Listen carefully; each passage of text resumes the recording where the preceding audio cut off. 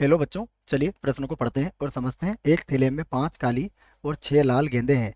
इस थैले में 2 काली और 3 लाल गेंदें निकालने की विधियों की संख्या ज्ञात कीजिए। तो ये हमें बताना है। प्रश्न को हल करने से पहले हम लिख लेते हैं प्रश्न के लिए मुख्य अवधारणा। तो मुख्य अवधारणा जिसकी सहायता से इस प्रश्न को हल किया जाएगा। मुख्य अवधारणा में हम एनसीआर का सूत्र लिखेंगे बच्चों, क्योंकि जब भी इस प्रकार के प्रश्न दिए जाते हैं जैसे काली गेंद लाल गेंद वाले, तो यहाँ पर क्रम का हम ध्यान नहीं रखते हैं सामान्यतः।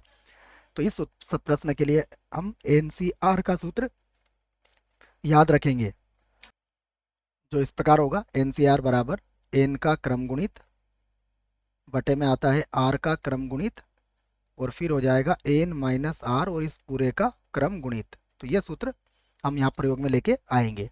अब यहाँ से देखिए इस प्रश्न को हल करते हैं, और सबसे पहले जो दिया है और जो आवश्यकता है उसे लिख लेते हैं।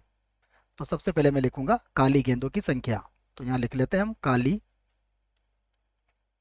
काली गेंदों की संख्या।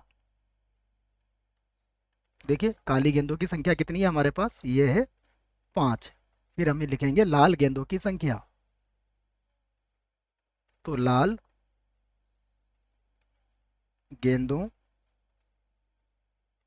की संख्या, लाल गेंदों की संख्या ये हो गई हमारे पास कितनी, 6। फिर लिखेंगे आवश्यक,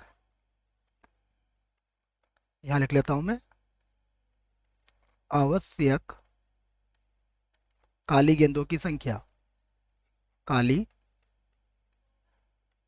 गेंदों की संख्या कितनी है, कितनी चाहिए हमें काली गेंदें, 2। फिर से लिख लेंगे हम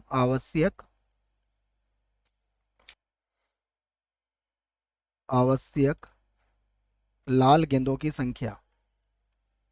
लाल गेंदों की संख्या देखिए ये कितनी हो जाएगी, ये हो जाएगी 3। अब हमसे पूछा गया है कि कितनी विधियों से निकाली जा सकती है, तो हम लिख लेते हैं कुल विधियां। अतः अतः कुल विधियां अतः कुल विधियां देखिए कुल विधियां क्या हो जाएंगी, इसी को समझना है हमें। यहाँ क्रम से तो कोई मतलब है नहीं हमें, तो इसको हम लिखेंगे कि हमारे पास काली गेंदें कितनी है, 5, और चाहिए कितनी, 2। तो ये हो जाएगा 5C2। फिर गुणा, फिर देखिए लाल गेंदें कितनी है, 6, और चाहिए कितनी, 3। तो ये हो जाएगा 6C और 3। अब इसको हल कर सकते हैं हम। तो ये क्या होगा, ये होगा 5 का क्रम गुणित, फिर होगा 2 का क्रम गुणित, और 5 में से 2 घटाएंगे तो ये हो जाएगा 3 का क्रम गुणित, गुणा। इसको भी ऐसे हल करेंगे, सबसे पहले होगा 6 का क्रम गुणित, उसके बाद होगा 3 का क्रम गुणित, और 6 में से 3 घटाया तो फिर से कितना आ जाएगा, 3 का क्रम गुणित। इसको हल कर लेते हैं, तो ये होगा 5 गुणा 4, और 3 के क्रम गुणित से 3 का क्रम गुणित कट जाएगा, और बटे में कितना बचेगा, 2 का क्रम गुणित 2।